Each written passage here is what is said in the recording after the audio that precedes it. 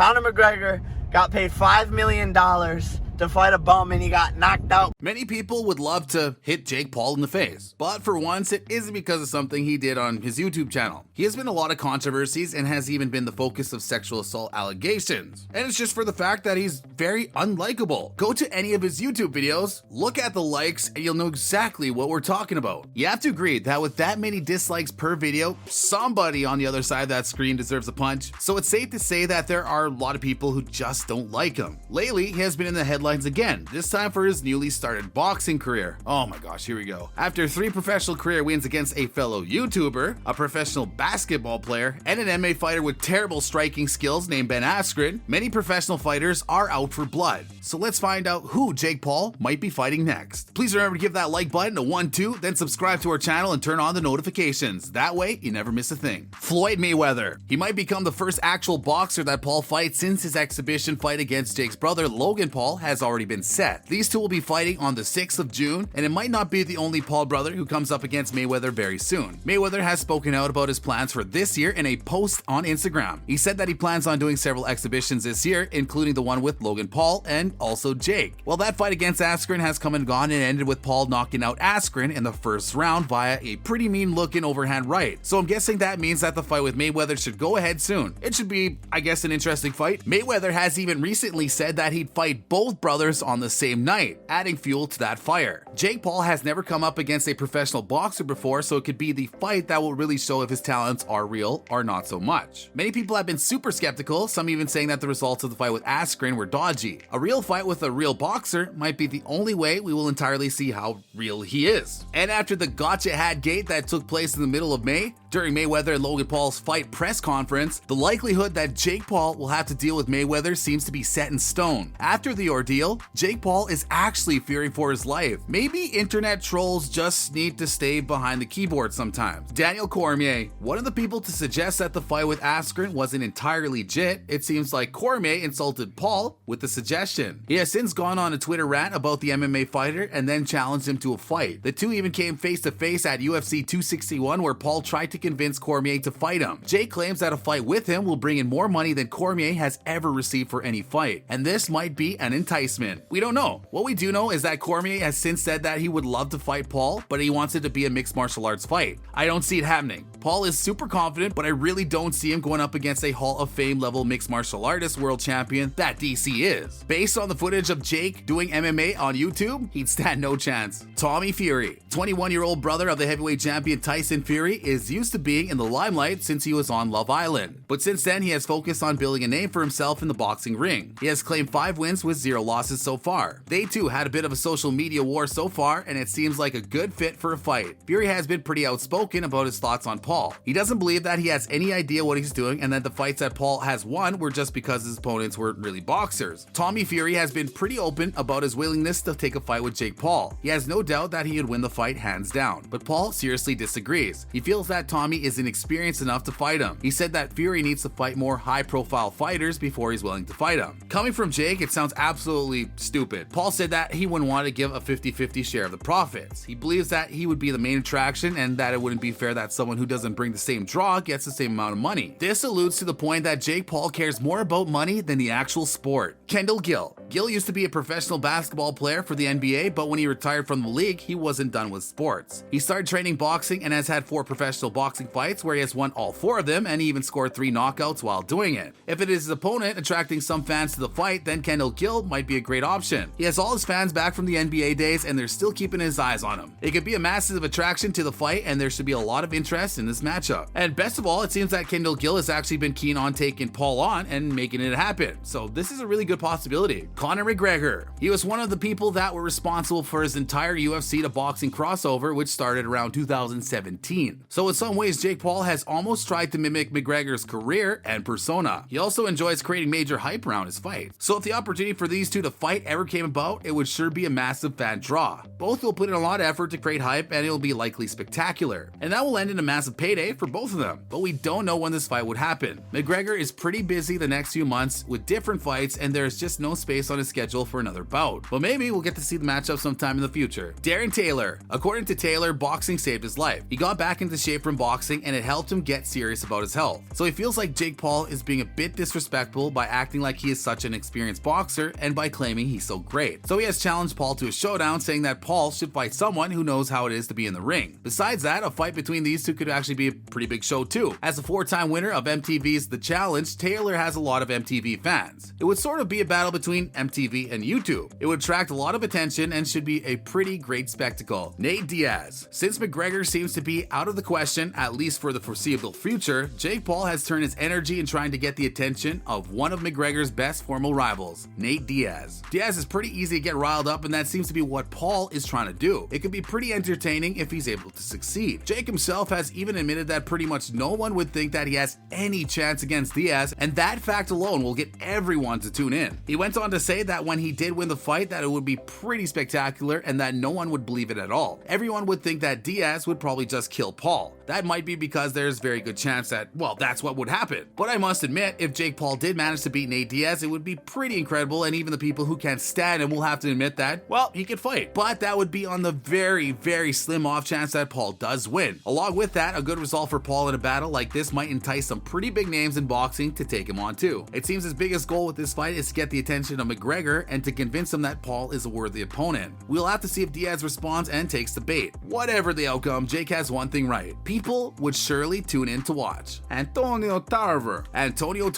This former multi-time champion has been pretty outspoken about his feelings on guys like the Paul brothers going into the ring. He has said that these guys are clowns and that they need to be taken care of. He says that he's the one to do it. You go, Antonio. According to him, there's a big difference in fighting a boxing novice and fighting someone like him that has a lot of experience. This seems to be the consensus among most of the famous and skilled boxers that have been talking about these guys. So if Jake really wants to prove himself as an authentic boxer, he'll be forced to face a professional boxer very soon. But will it be Antonio Tarver? The short answer is we don't know. Tarver seems like he's super keen on facing Paul in the ring. He said that he would love to fight Paul for what Tarver has done to Nate Robinson, but it might not be possible. Tarver was scheduled to be in another fight, but because he was inactive for such a long time, he was refused a license to fight, so he might never get his day in the ring. Le'Veon Bell. The NFL running back mostly uses boxing as a great way to stay in shape, but when people questioned who would win in a fight between him and Paul, he had a simple answer. His reply, like I said, set it up. It sure does seem like he's pretty confident that he could take Jake Paul on and maybe even win, and it would probably be a pretty great battle too. We don't know who Jake Paul will fight next, but everyone will be watching to see what happens next. Thanks for watching. What do you think? After Gotcha Hat, do you think Jake Paul's in trouble? Let us know in the comments down below. Honestly, I just want to see the kid get knocked out.